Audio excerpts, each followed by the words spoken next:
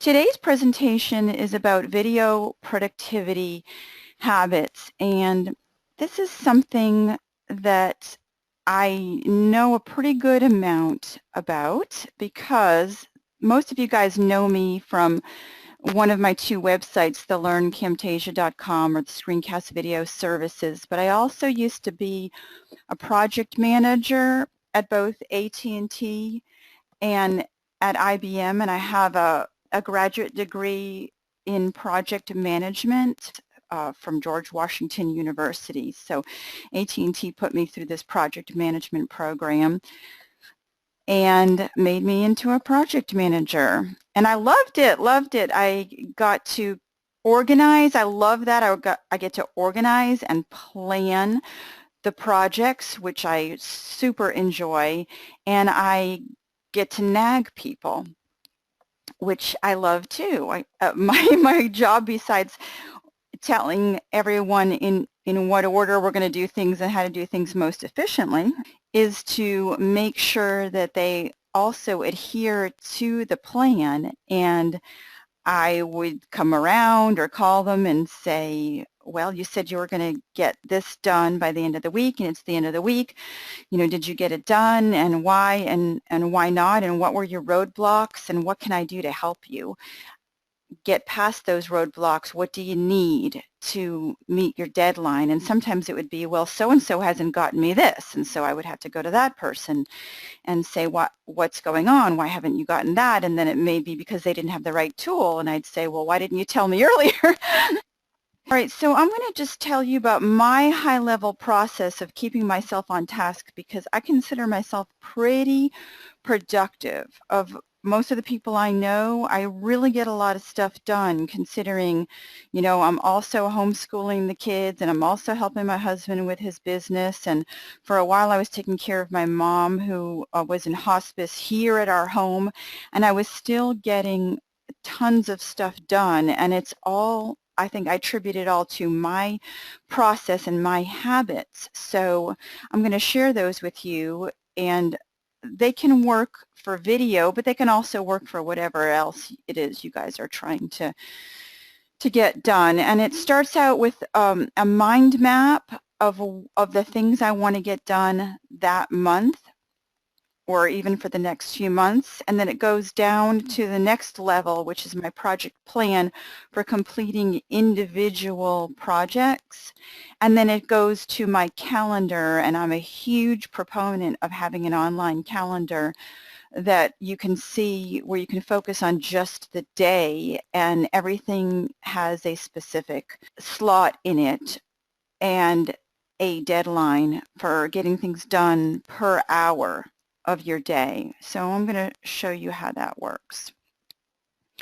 All right, the first thing is what I do, and I happen to pull this one up for 2014 because I've taught this before, and this was the first year I taught it. So this is a mind map, and this is how I show what my plans are, and I only do 3 months at a time, but I'm going to pull up that mind map in FreeMind. And some of you guys, we've talked about this before when it came to creating a course. I often use these for a mind map for actually separating out the modules, lessons, and topics of a course. So you can use it for that too, but this is how I use it for the months of things that I'm going to do. So it might be where I use it for promotions that I'm going to do for the next couple of months. So this happens to be November and December of 2014,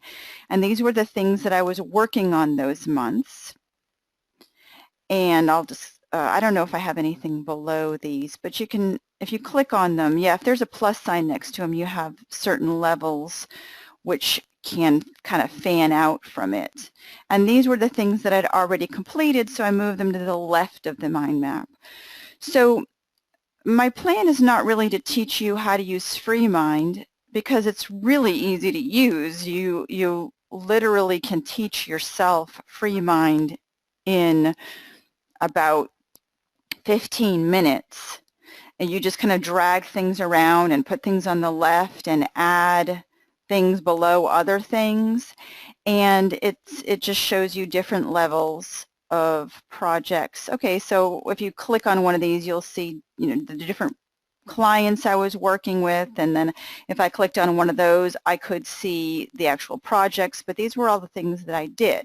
So I'm pretty organized with planning, but I no longer plan for more than 3 months. It used to be where I would try to plan for a whole year, and that just was ridiculous because I don't know, my goals will change, and so I can plan for 3 months in advance, but you just don't know where you're going to be and what kinds of things will present themselves to you, different opportunities that will change. So you don't want to spend a whole lot of time. As a matter of fact, Lon and I used to meet in Januaries, and Januaries of each year, and kind of plan out what our goals were for the whole year. And that's all well and good, but 3 or 4 months into it, our goals would change, and we would look back at what we had said we were going to do for the whole year, and we would be kind of disappointed that we didn't do a lot of those things.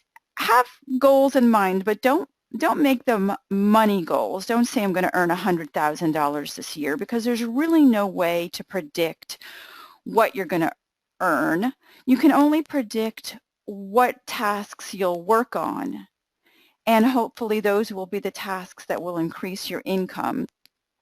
I use goals more to set plans, like I hope to get a certain number of subscribers, but there's really no way for you to predict how many subscribers you're going to get or how many sales you're going to make. You can only put down the tasks that you need to do that will move you in that direction. But it's better to have goals that are like, I want to create X amount of courses and promote them. And don't have those financial or statistical goals about how many people you're going to get into your membership site and all that. You just cannot predict that. You can only predict what you personally will be doing over the next 3 months or so. So this is how I plan, 2 or 3 months in advance. And then it's always nice to see what you have accomplished over the year, because it may be that you didn't do exactly what you had set out to do, but you did a whole lot of other things that were very productive. And you want to make sure that you have accounted for all those things. Okay, because people may come to you and say, oh, do you want to do a webinar? And it wasn't on your plan, but it ended up pushing you further towards your goals of releasing a certain number of courses or selling more of your course.